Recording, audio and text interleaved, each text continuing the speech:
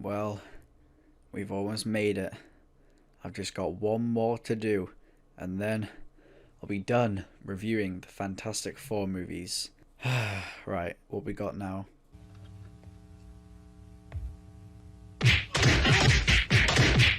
Oh my, okay, let's go.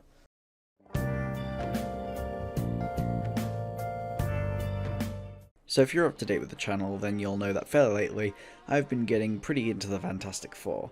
And most of the films and TV don't do the comics justice. Personally, I like the movies from 2005 and 2007, but they do have problems. And then when they rebooted it in 2015, it was a little stinky, but you know, it was only my least favourite movie ever. But in 1994, the very first live-action Fantastic Four film was released. Yeah, this movie was never fully released. The only way you can actually watch this is with a bootleg, which means it looks like it was from the 60s. And man, was this movie actually really hard to find. The best way to actually watch this officially is on YouTube, and that's not even a joke. The reason this movie was never released was basically because it fucking sucked and Marvel didn't want to look like a bunch of bozos. This movie had an extremely troubled production and only went into production 21 days before the deadline, and Christ it shows.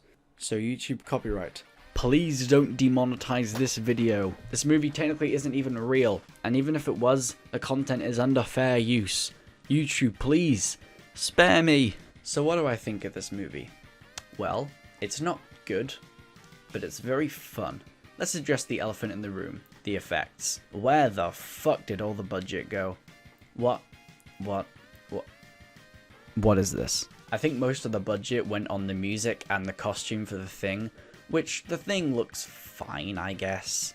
So the plot to this movie is very comic book-like, for better or for worse. Listen, 60s Marvel comics have their charm, there's no doubt about that. But if you just take those ancient stories and make them into live-action movies without making any changes at all, yeah, that's not going to end too well. The story is very simplified and a bit basic, but let me tell you this, and this is me being perfectly honest.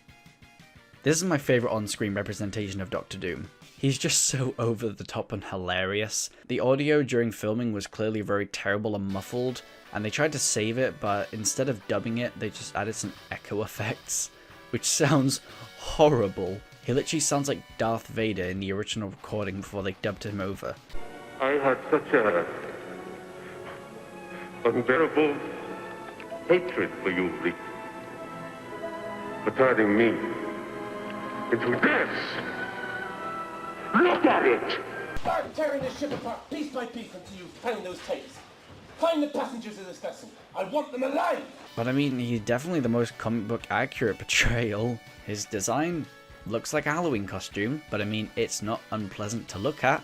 And the same could be said about pretty much all the other costume designs. They fit the vibe of the movie perfectly. Cheap, not good, but with good intentions. Now the pacing is a little weird in this movie. It's not dreadful, but like, it feels a little off. Like, it feels like they got their powers a little early and then have a really long Doctor Doom origin, which is pretty much the opposite of the 2015 movie. And like, they decided to shoehorn in a second villain, which feels pretty detached from the plot and could have easily be cut out. Speaking of him, at first I was like, oh, this must be the Mole Man. That's kind of cool, because he's a short, gross, deformed sewer man.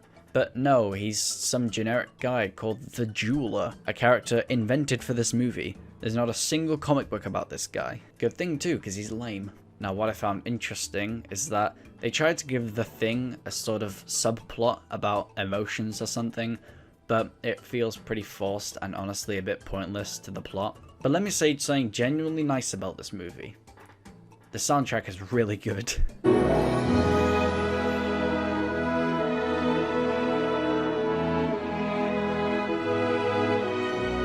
So yeah, this movie sucks, the effects are awful, it looks like a VHS from the 60s, the acting and line delivery are super cheesy and over the top.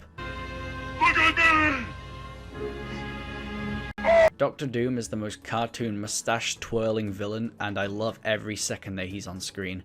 This movie is an absolute mess and a joy to watch. Realistically, I can't call this a good movie, it is hot garbage. But god damn it, if I had a choice to watch this every day for the next year, or watch the 2015 movie once more, I'd pick this every day.